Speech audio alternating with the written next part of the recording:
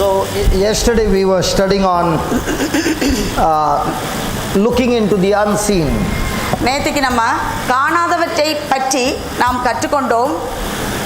And we saw that by speaking the seen, it will only bring destruction in our life, but by speaking the unseen, it will destroy the problem in our life. காண்பவற்றை பற்றி நாம் பேசும்போது அது நம் வாழ்க்கையிலே அழிவைத்தான் கொண்டு வரும்.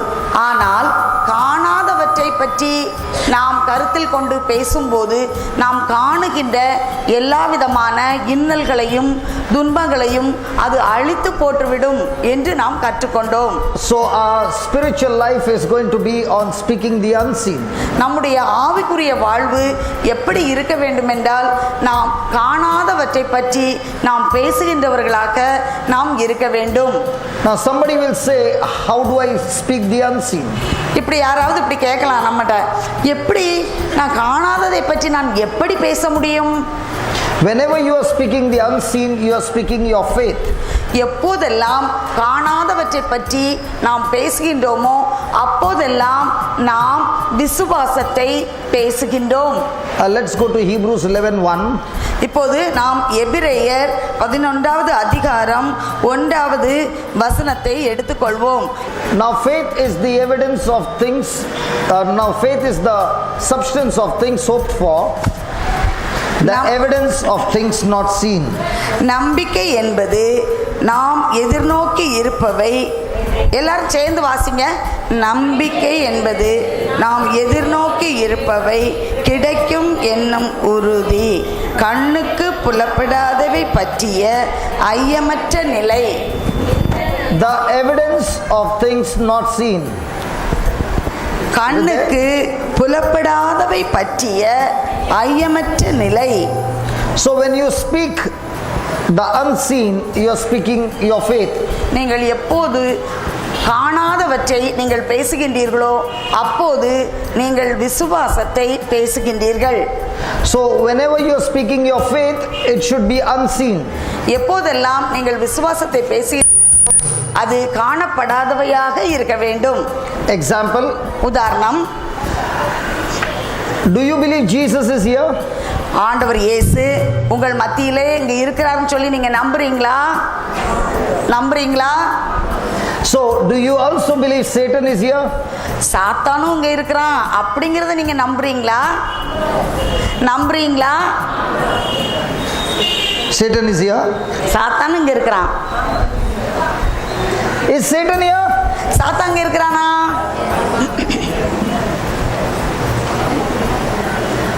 Hello, is Satan here? சாத்தான் இங்க இருக்கானா? Because I am there. நாங்க இருக்கிறனால அப்படி சொல்றீங்களோ? Because she is there. இவங்க இங்க இருக்கிறனால அப்படி சொல்றீங்களோ? Somebody said yes. யாரோ ஆமான்னு சொன்னாங்க. Because I am there. நாங்க இருக்கேன் அதனால சாத்தான் கண்டிப்பா இருக்குன்னு. Satan is here because we both are here. சாத்தான் இங்க இருக்குது ஏன்னு சொன்னா நாங்க ரெண்டு பேரும் இங்க நிக்கிறோமே. Now somebody will say, what is he talking about? யாராவது இப்படி கேட்பாங்க, அவன் என்ன பேசிட்டு இருக்கிறான்? Because the Bible says in Mark chapter 4 that when the word of God is preached, Satan comes at once. Mark சுவிசேஷம் 4வது அதிகாரத்தில் இவ்வாறு சொல்லப்பட்டுள்ளது, எப்போது நற்செய்தி அறிவிக்கப்படுகின்றதோ அப்போது உடனே அங்கு சாத்தான் இருக்கிறான் என்று சொல்லப்பட்டிருக்கின்றது. Hallelujah. Hallelujah. Might be sometimes you are taking a holiday of not attending the retreat. இப்போ வந்து நீங்க தியானம் அட்டெண்ட் பண்ண வேண்டாம் அப்படின்னு ஒரு லீவ் எடுத்துறீங்கன்னு வெச்சுக்குவோம். But Satan never takes a holiday. ஆனா சாத்தான் ஒரு நாள் லீவ் போடுறதே கிடையாது. We should learn from Satan. சாத்தான்ட்ட இருந்து நீங்க கற்றுக்கொள்ள வேண்டும். He is always punctual for retreats. எல்லா தியானத்துக்கும் சாத்தான் வந்து ஒழுங்கா வந்து அட்டெண்ட் பண்ணுவான். Before the preacher can reach, he is there. போதிக்கிறவங்க வர்றதுக்குனால சாத்தான் வந்து ரெடியா உட்கார்ந்துட்டு இருப்பான். He has come only to take the word away from you. எதுக்கு வர்றான்? நீங்க கேட்கக்கூடிய இறைவார்த்தையை உடனே தூக்கிட்டு போறதுக்கு அவன் வந்து உட்கார்ந்துருப்பான். Hallelujah. Hallelujah. So can you see Satan? சாத்தானை பார்க்க முடியுமா உங்களால? We can't see Satan. பார்க்க முடியாது. But Jesus says he comes at once. ஆனா ஆண்டவர் இயேசு சொல்கின்றார் அவன் உடனே வந்து விடுகின்றான் என்று சொல்கின்றார். So always whenever you speak your faith, எப்போதும் நீங்கள் உங்களுடைய விசுவாசத்தை பேசும்போது it will always be an evidence of unseen. அது காணப்படாதவைகளின் நிரூபணமாக இருக்கிறது. If you see, then there is no need of faith. கண்ணால நம்ம பார்த்துட்டோம்னா விசுவாசம் தேவையே இல்லையே. Can you see somebody sitting next to you? உங்க பக்கத்துல ஒருத்தங்க உட்கார்ந்திருக்கிறத நீங்க பாக்குறீங்களா? பக்கத்துல Can you see somebody sitting between you two? உங்க ரெண்டு பேருக்கு இடையில ஒருத்தங்க உட்கார்ந்திருக்காங்க, அதை பாக்குறீங்களா? So is there somebody there? உங்க ரெண்டுக்கு இடையில யாராவது உட்கார்ந்திருக்காங்களா?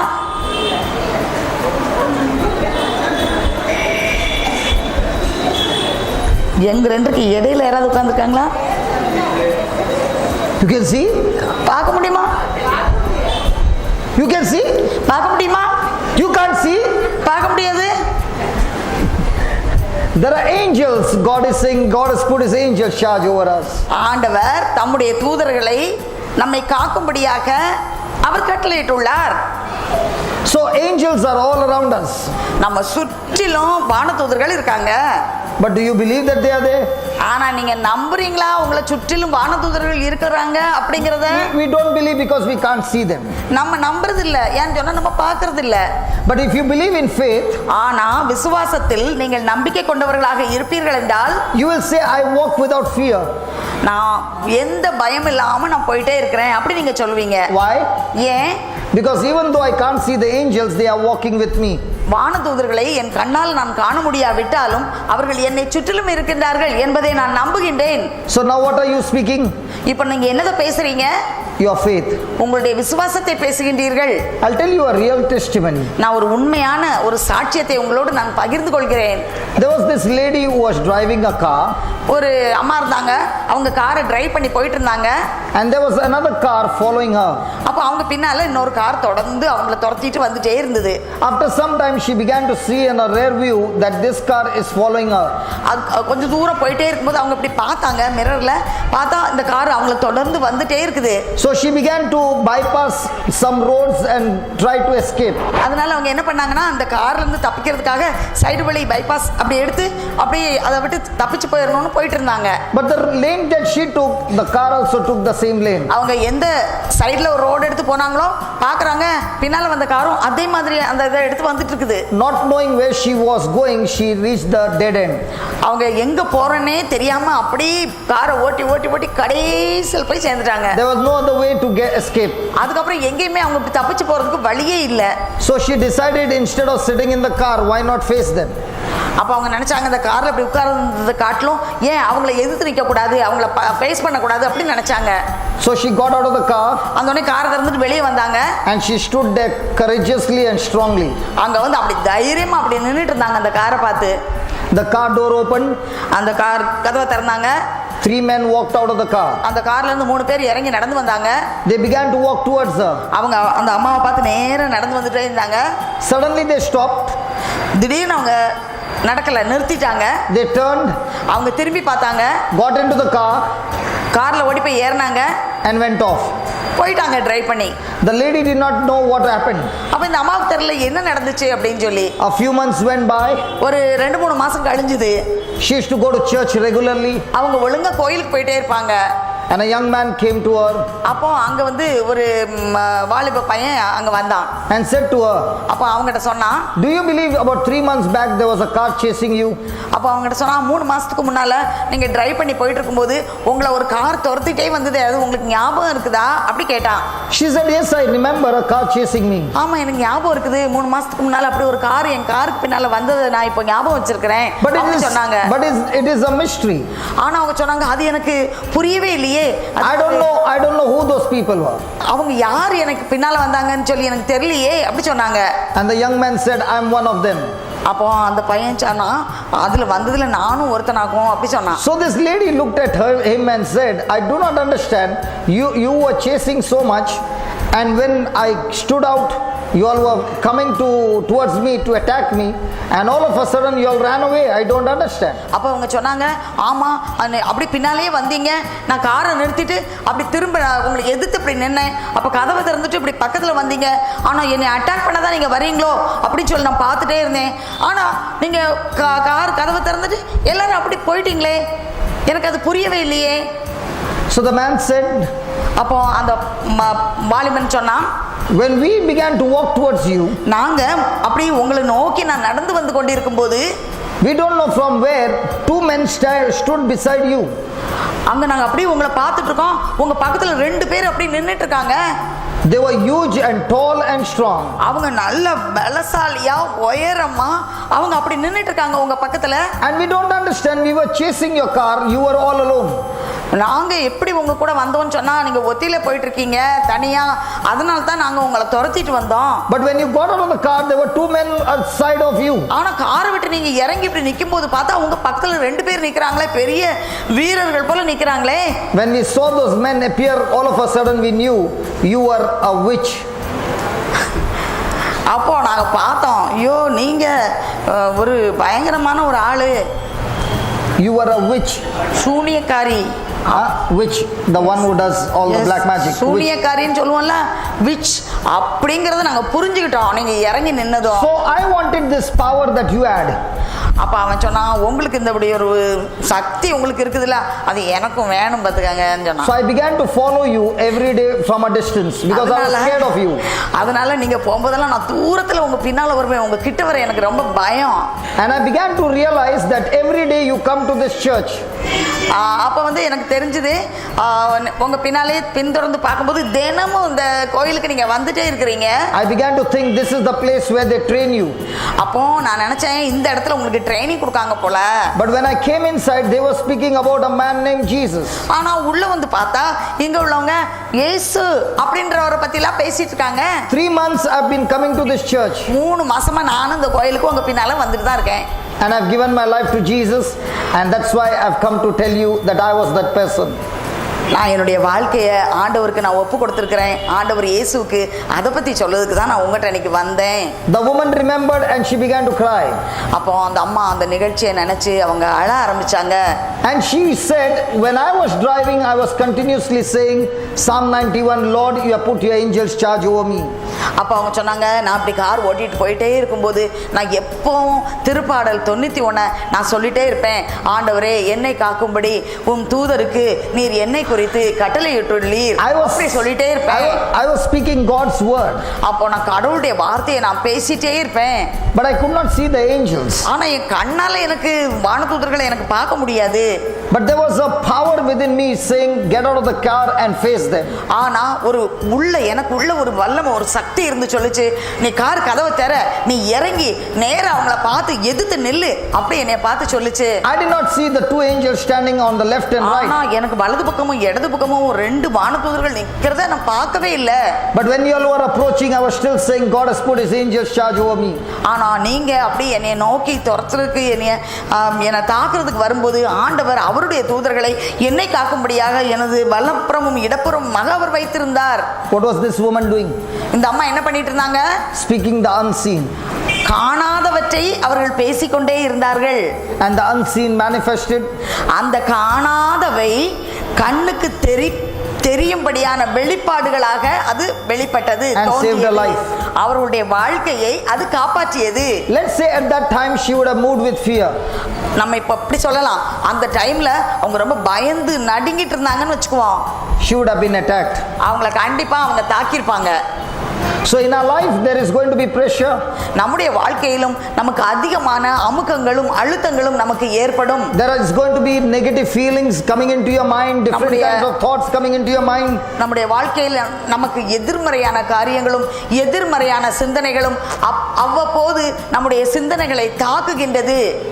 And these thoughts are designed to stop you from experiencing the supernatural. இத்தகைய சிந்தனைகள் இயற்கைக்கு அப்பாற்பட்ட கடவுளுடைய வல்லமையை நாம் அனுபவிப்பதற்கு தடையாக இருக்கின்றது. In our everyday life, நம்முடைய அன்றாட வாழ்க்கையிலே either we move forward, நாம் முன்னுக்கு செல்கின்றோம், or we move backward. அல்லது நாம் பின்னுக்கு செல்கின்றோம். When you keep focusing on your problems, நீங்கள் எப்போதும் உங்கள் பிரச்சனையே உங்கள் கண்முன் வைத்து அதிலே கவனத்தை செலுத்துபவர்களாக நீங்கள் இருப்பீர்கள் என்றால், keep focusing on your negative emotions and feelings, எப்போதும் உங்களுடைய எதிர்மறையான மன எழுச்சிகள், உணர்ச்சிகள் இவற்றில் நீங்கள் கவனம் செலுத்துபவர்களாக இருப்பீர்கள் என்றால், your spirit begins to get heavy and heavy. உங்களுடைய ஆவியானது மிகவும் பாரமாக, மிகவும் தாங்க முடியாத சுமையாக உங்களுக்கு மாறி போகும். Worry and anxiety begins to overtake you. உங்களுக்கு கவலையும் இன்னும் எதிர்காலத்தை குறித்த பயமும் அது உங்களை மேற்கொண்டு விடும். It will stop you from going forward and your life will be a life of backward.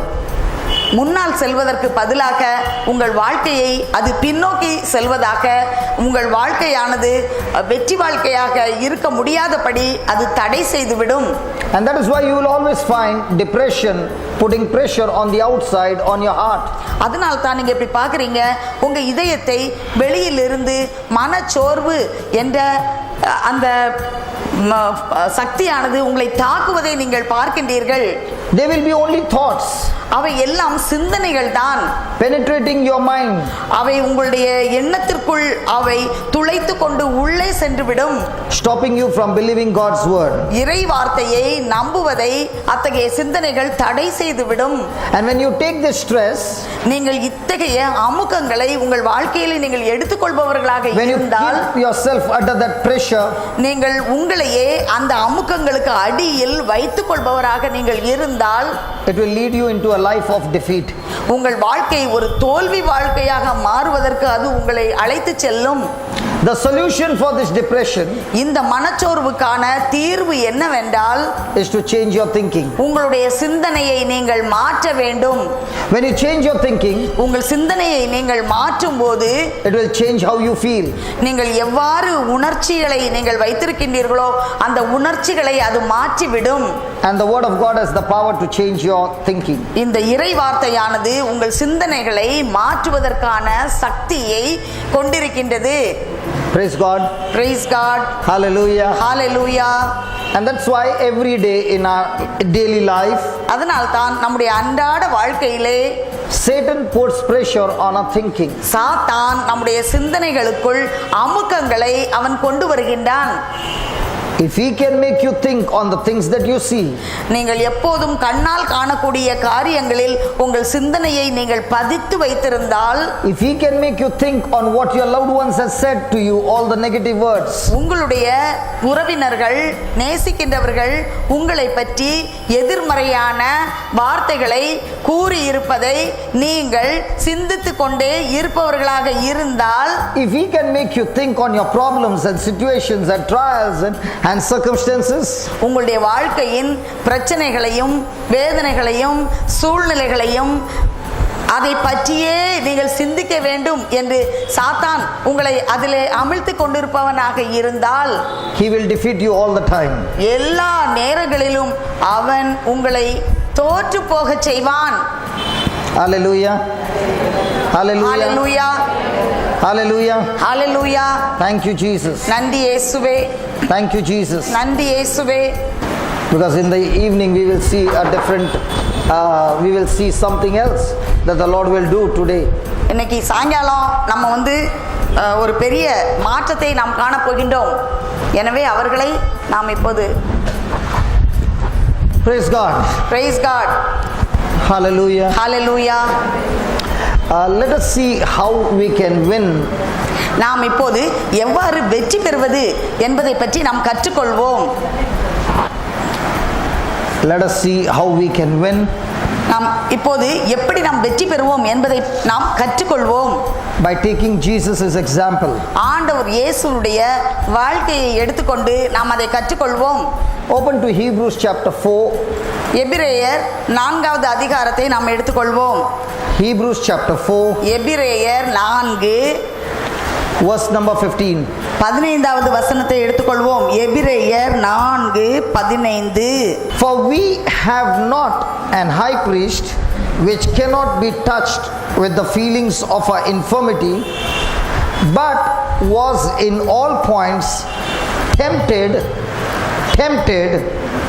like as we are, yet without sin. ஏனெனில் எல்லாரும் சேர்ந்து வாசிப்போம். ஏனெனில் நம் தலைமை குரு நம்முடைய வலுவின்மையை கண்டு இரக்கம் காட்ட இயலாதவர் அல்ல, மாறாக எல்லா வகையிலும் நம்மை போல சோதிக்கப்பட்டவர், ஏனேனும் பாவம் செய்யாதவர். நம்ம வாசிப்போம் இன்னொரு தடவை, எல்லாரும் சேர்ந்து வாசிப்போம்.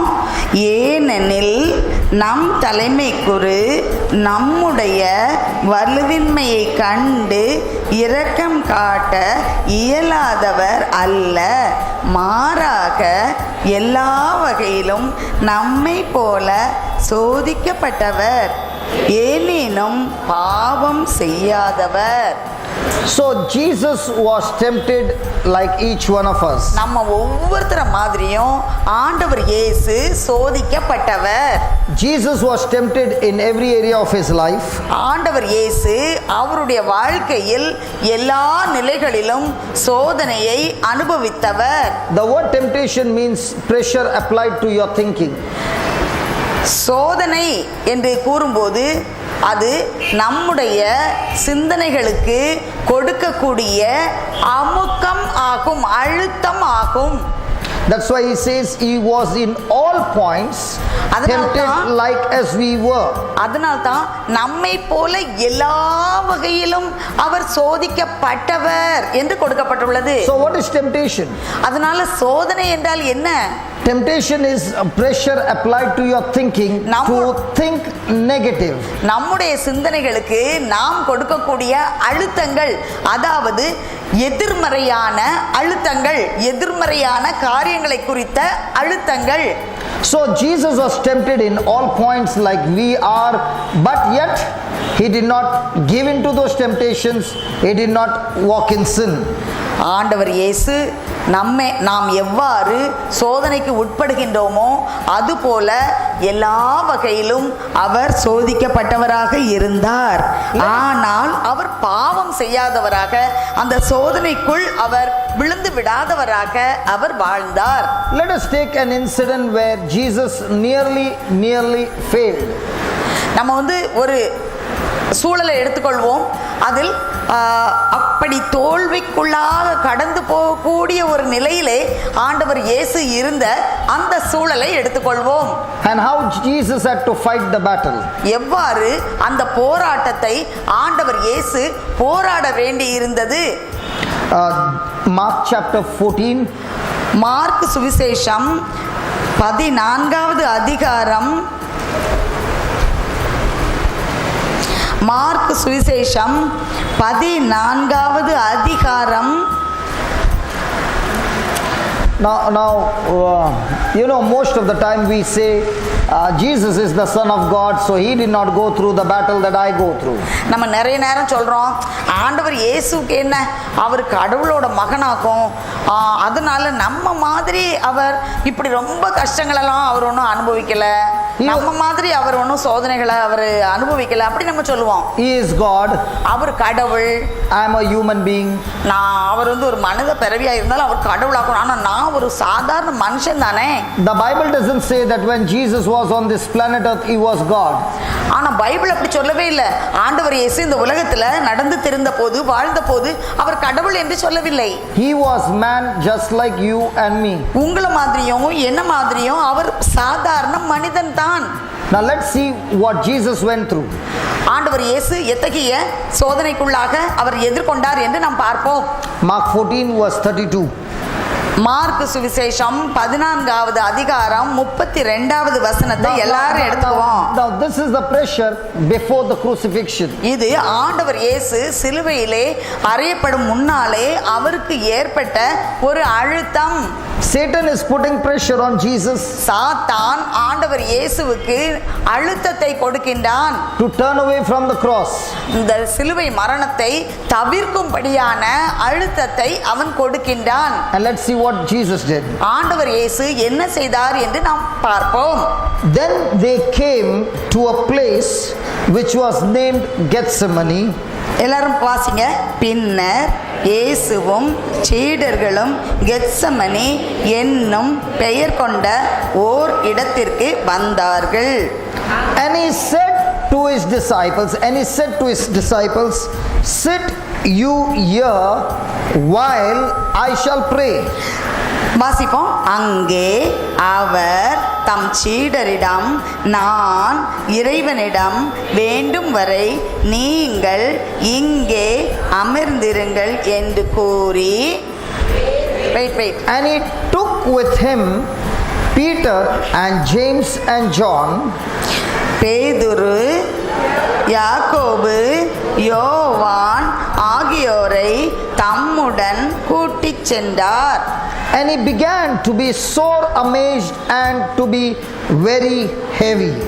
அப்போது அவர் திகிலும் மனக்கலக்கமும் அடைய தொடங்கினார். My soul is exceeding sorrowful unto death. எனது உள்ளம் சாவு வருமளவுக்கு ஆழ் துயரம் கொண்டுள்ளது. My soul is exceeding sorrowful unto death. எனது உள்ளம் சாவு வருமளவுக்கு ஆழ் துயரம் கொண்டுள்ளது. Tarry you here and watch. நீங்கள் இங்கேயே தங்கி விழித்திருங்கள் என்று அவர்களிடம் கூறினார். Hallelujah. Hallelujah. So Jesus went through a terrible pressure. ஆண்டவர் இயேசு மிக ஒரு கஷ்டமான மன அழுத்தத்துக்கு அவர் உள்ளானார். Jesus knew what was coming against him. ஆண்டவர் இயேசுவுக்கு தெரியும் அவருக்கு எதிராக என்ன வந்து கொண்டிருக்கின்றது என்று. Everything in him as a human being wanted to go away from the cross. அவரிடத்தில் மனித இயல்பில் உள்ளவை இதை விட்டு வெளியே சென்று விட வேண்டும் என்ற ஒரு உந்துதலை கொடுத்தது. The Bible says he was depressed. Bible இவ்வாறு சொல்கின்றது, அவர் மன கலக்கம் அடைந்திருந்தார். The depression was so much that it nearly caused death. இந்த மன கலக்கம் எவ்வளவு அதிகமாக இருந்தது என்றால் அது சாவு வருமளவுக்கு அவருக்கு இருந்தது. The pressure on him was not to go to the cross. அவருக்கு இருந்த அந்த அழுத்தமானது சிலுவைக்கு போக விடாமல் தடுப்பதாக இருந்தது. The pressure on him was to save himself.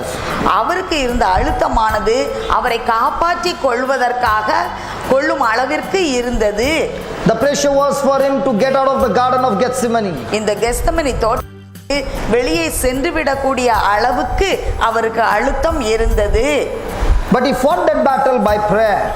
ஆனால் இந்த போராட்டத்தை அவர் ஜெபத்தின் மூலமாக வெற்றி கொண்டார். And that's why the word of God in verse number 35 says, அதனால்தான் 35வது வசனம் இவ்வாறு சொல்கின்றது, Jesus went forward a little. சற்று அப்பால் சென்று தரையில் விழுந்து. Jesus went forward a little. சற்று அப்பால் சென்று. Jesus went forward a little. இயேசு சற்று அப்பால் சென்று. What's the meaning of this? Jesus went forward a little. இயேசு சற்று அப்பால் சென்று அப்படின்னா என்ன அர்த்தம்? See, when you get negative thoughts, you never go forward. உங்களுக்கு எப்பவுமே எதிர்மறையான சிந்தனைகள் உங்களுக்குள் வருமானால் நீங்கள் முன்னால் செல்ல முடியாது. And every time you get a negative thought, it's only because you are thinking, you are focused on the things that are seen. எப்போதெல்லாம் எதிர்மறையான சிந்தனைகள் உங்களுக்கு வருகின்றதோ அப்போதெல்லாம் நீங்கள் உங்கள் கவனத்தை கண்ணால் காணக்கூடியவற்றில் நிறுத்தி வைக்கின்றீர்கள். So when you're focused on your problem, you can never go forward. நீங்கள் எப்போதெல்லாம் உங்கள் பிரச்சனையிலே உங்கள் கவனத்தை வைக்கின்றீர்களோ அப்போதெல்லாம் நீங்கள் முன்னே செல்ல முடியாது. You will be stressed, நீங்க அப்படி அமுக்கத்திற்கு உள்ளாவீர்கள், depressed, நீங்க மனச்சோர்வுக்கு உள்ளாவீர்கள், and you are calling death to take place. உங்களுக்கு சாவை நீங்கள் வரவழைக்கின்றீர்கள். You are calling destruction to take place. உங்கள் வாழ்க்கையிலே அழிவை வரவழைக்கின்றீர்கள். And that's why the Bible says Jesus went forward a little. அதனால் தான் பைபிள் இவ்வாறு சொல்கின்றது, இயேசு சற்று அப்பால் சென்று, And he fell on the ground. அவர் தரையிலே குப்புற விழுந்து, He fell on the ground அவர் தரையிலே குப்புற விழுந்து and prayed. ஜெபித்தார். He fell on the ground and prayed. அவர் தரையிலே குப்புற விழுந்து ஜெபித்தார். If it were possible, the hour might pass from him. சற்று அப்பால் சென்று தரையில் விழுந்து முடியுமானால் அந்த நேரம் தம்மை விட்டு விலகுமாறு இறைவனிடம் வேண்டினார். If it be possible, I do not face this trial. முடியுமானால் இந்த சோதனையை நான் சந்திக்காமல் இருக்கட்டுமே என்று வேண்டினார். If it is possible, I don't go through this pain. முடியுமானால் இந்த வேதனையிலிருந்து நான் தப்பித்துக் கொள்ளட்டுமே என்று வேண்டினார். Now please understand, the pressure was all on his mind. நன்றாக கவனிங்க, இந்த அவருக்குள்ள அழுத்தமானது அவர் சிந்தனையிலே இருந்தது. As a human nature, he did not want to go to the cross.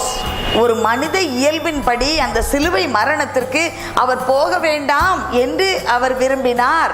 As a human being, he wanted to turn away. ஒரு மனித இயல்பிலே அதை விட்டு விலக வேண்டும் என்று விரும்பினார். That's why he said to his father, அதனால் தான் அவர் தந்தையை நோக்கி இவ்வாறு கூறினார்.